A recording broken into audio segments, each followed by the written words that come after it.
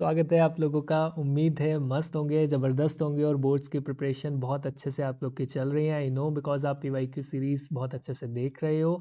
Rise of nationalism in Europe की हमारी ये नेक्स्ट वीडियो में आपका स्वागत है वापस से। इसमें हम लोग अपने पीवाईक्यूज़ ख़त्म कर लेंगे। 21 क्वेश्चन नंबर से 27 क्वेश्चन नंबर तक आज हम डिस्कस करेंगे, ओके। सेकेंडली मैं आपको बता दूं कि पीवाईक्यूज़ पढ़ना क्यों ज़रूरी है। उसका रीज़न है, पहला, आपको एक आइडिया लग जाता है कि एग्जामिनर क्वेश्चन कैसा पूछ रहा है। तो अगर आपने प्रीवियस वीडियोस नहीं देखी हैं पीवाईक्यूज़ की तो आप वॉच कर लेना एक बार, आपको एक आइडिया लग जाएगा कि क्वेश्चंस कैसे पूछे जा रहे हैं।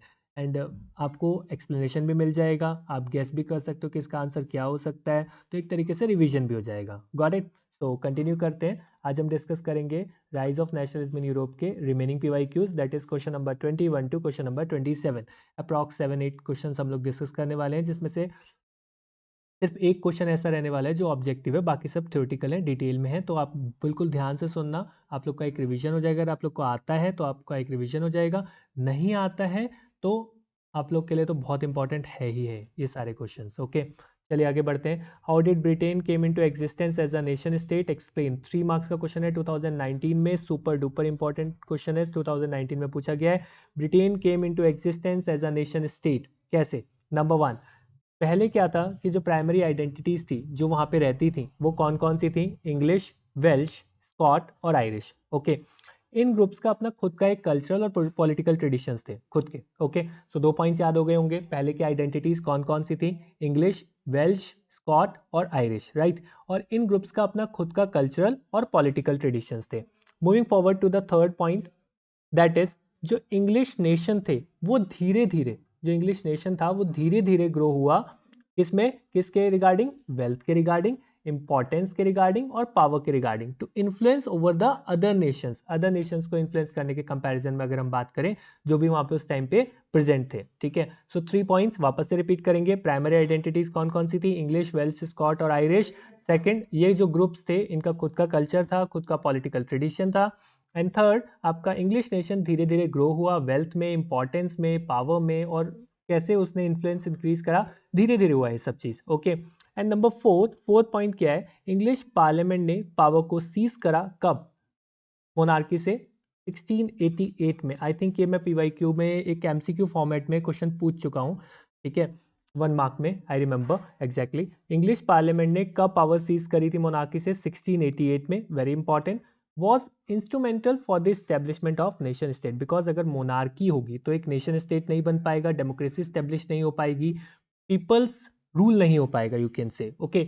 सो फोर्थ पॉइंट हमारा क्या है कि इंग्लिश पार्लियामेंट ने मोनार्की से पावर सीज करी 1688 में। And the final step is act of union 1707, okay. Act of union 1707 जो एग्रीमेंट था, जो एक्ट था, वो किसके बीच में हुआ था? बिटवीन इंग्लिश एंड स्कॉटलैंड, जिसकी वजह से फाइनली यूके फॉर्म हुआ, okay. So United kingdom of great Britain कैसे फॉर्म हुआ? आई होप सो इस आंसर से क्लियर होगा आपको, क्लियर, ठीक है। Next, next important question, very important, 2019 में 1 मार्क में पूछा गया। You can coat any 1 point. मैंने यहाँ पे 4 रीजंस मेंशन करे, आप कोई भी एक रीजन कोट कर सकते हो आंसर में। Frederick Surio, why Frederick Surio present utopian vision in his prints in 1848? क्यों उसने विजन प्रेजेंट करा? एक्सप्लेन एनी वन रीजन, एक रीजन बताना है।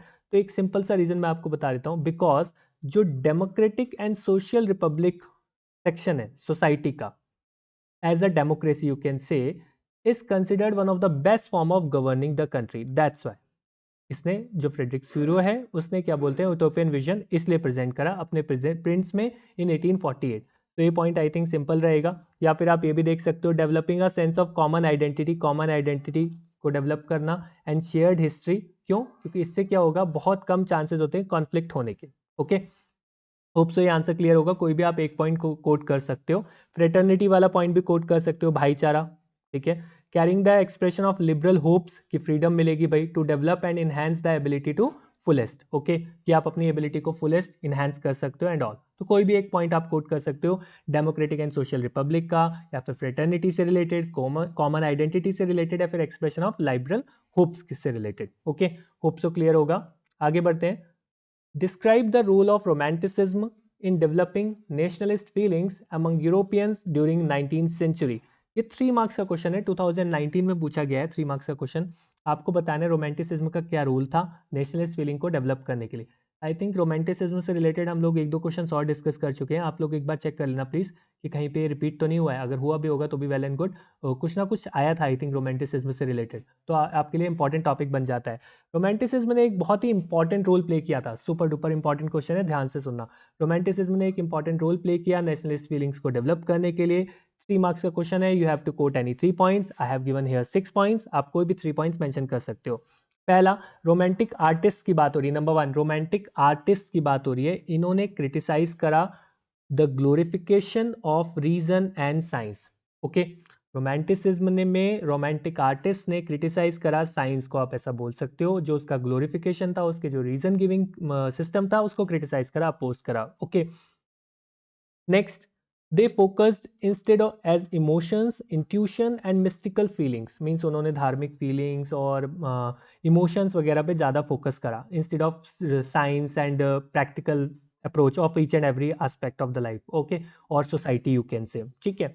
Number 3, their effort was to create a sense of shared collective heritage, उनका effort था कि भाई एक शेयर्ड कलेक्टिव हेरिटेज डेवलप हो, एक कॉमन कल्चरल पास्ट जो है as the basis of a nation they have taken. Okay, they have taken common cultural past as the basis of a nation and shared collective heritage. They have focused to create a sense of shared collective heritage. Okay, other Romantics जैसे कि German philosopher John Gottfried जो थे, उन्होंने क्या बोला कि that true German culture तभी discover करा जा सकता है, किसके साथ डिस्कवर करा जा सकता है, कॉमन लोगों के साथ। ओके, स्पेशल लोग या पॉलिटिक्स या फिर जो बड़े बड़े लोग हैं उनके साथ नहीं, कॉमन लोगों के साथ जब आप जुड़ोगे, कॉमन लोगों के साथ आप अटैचमेंट करोगे तो जर्मन कल्चर, ट्रू कल्चर आप डेवलप देख सकते हो, उसके बारे में पता लगा सकते हो। ओके, जो पुराना जर्मन कल्चर चलता है, he want to say that it was through folk songs, folk poetry, folk dances that the true spirit of the nation was popularise. कैसे उन्होंने पॉपुलराइज करा नेशनलिस्ट फीलिंग्स को या नेशन स्पिरिट को, you can say folk songs के through, folk poetry के through, folk dances के through. Okay, collecting and recording these forms of folk culture was essential to the project of nation building. बहुत important role play करा है collect करना फोक culture से related जितनी भी चीजें थी, फोक सॉन्ग्स को, फोक पोइट्री को, नेशन बिल्डिंग के प्रोसेस में। ओके, सो होप सो ये आंसर क्लियर होगा और सारे के सारे 6 पॉइंट्स आपको समझ में आए होंगे। कोई भी 3 अच्छे से बिठा लो अपने भेजे में, मार्क्स मिल जाएंगे आपको पूरे 3। ओके, ज्यादा याद होते हैं तो well and good. Okay, next 24th question, Which nation was identifiable in the revolutionary tricolor in Suryo's utopian vision? कौन सा नेशन था? तो इसका सिंपल आंसर है फ्रांस। ओके, ये कोई ज़्यादा डिफिकल्ट क्वेश्चन था नहीं, 1 मार्क में पूछा गया 2019 में। नेक्स्ट क्वेश्चन भी 1 मार्क का है। Why was Ottoman Bismarck considered as the architect of unified Germany? क्यों उसको माना जाता है? बिकॉज उसने क्या करा था, प्रशियन आर्मी की हेल्प करी थी और ब्यूरोक्रेसी की हेल्प करी थी, सॉरी, उसने यूनिफिकेशन कैरिड आउट करा था with the help of Russian army and bureaucracy के थ्रू। ओके, ठीक है, दैट्स वाई उसको आर्किटेक्ट माना जाता है यूनिफाइड जर्मनी का, उसने काफी क्रूशियल रोल प्ले करा था यूनिफिकेशन ऑफ जर्मनी में। ओके, नेक्स्ट लास्ट क्वेश्चन है बट इंपॉर्टेंट क्वेश्चन है, सॉरी सेकंड लास्ट क्वेश्चन है but it is super duper important, बहुत बार पूछा गया है। आई थिंक 2023 में भी कुछ डिफरेंट वे में पूछा गया था या 2022 में, एक बार चेक कर लेना सीरीज में, एक क्वेश्चन तो रिपीटेटिव है, ठीक है, मतलब इसी की तरीके का कोई क्वेश्चन पूछा गया है। Okay, ideas of national unity in early 19th century Europe were closely allied to the ideology of liberalism. What did it mean for middle class in France? Means specially liberalism पे यहाँ पे focus किया गया कि liberalism का मतलब क्या है मिडिल क्लास के लिए, आपको एक्सप्लेन करना है। ओके, तो क्या मतलब है लिबरलिज्म का फ्रांस में? Number 1 first point, new middle class के लिए लिबरलिज्म का मतलब क्या था? Freedom for the individual and equality of all before the law. 3rd to 4th बार मैं डिस्कस कर रहा हूँ, अगर आपने सारी वीडियोस देखी होंगी मेरी, तो 3rd to 4th बार मैं डिस्कस कर रहा हूँ ये पॉइंट कि लिबरलिज्म का मतलब क्या मिडिल क्लास के लिए? Freedom for the individual and equality of all before the law. Okay, freedom for the individual and equality of all before the law middle class के लिए। ओके, इसका मतलब क्या है कि भाई एरिस्टोक्रेसी को खत्म कर दो, क्लेरिकल प्रिविलेजेस जो हैं उनको खत्म कर दो, एक कॉन्स्टिट्यूशन लाओ, रिप्रेजेंटेटिव गवर्नमेंट लाओ थ्रू पार्लियामेंट, और जो इनवायलेटेबिलिटी है जितनी भी चल रही है प्राइवेट प्रॉपर्टी से रिलेटेड, ओके, उसको भी खत्म करो, drawing it's basic foundation from the French revolution. Okay, तो सिंपली आपको एग्जाम के लिए क्या याद रखना, मैं बोलूंगा सिर्फ इतना याद रख लो, न्यू मिडिल क्लास के लिए लिबरलिज्म का मतलब था freedom for the individual and equality of all before the law. बाकी अगर याद हो जाता है तो वेल एंड गुड, समझ में आ गया तो ठीक है, नहीं तो आप एक बार को स्किप भी कर सकते हो। ओके, नेक्स्ट आपका सेकंड पॉइंट है, पॉलिटिकली इसका मतलब क्या है? Politically it emphasise the right to vote, government by consent and universal suffrage, that's it. Means सबको राइट टू वोट मिलना चाहिए। और यहाँ पर लेकिन वोटिंग राइट्स की बात की गई है, सिर्फ और सिर्फ किसको ग्रांट किए गए थे?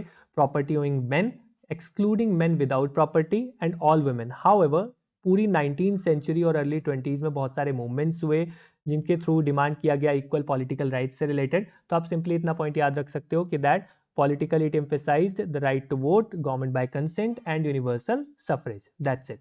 ठीक है।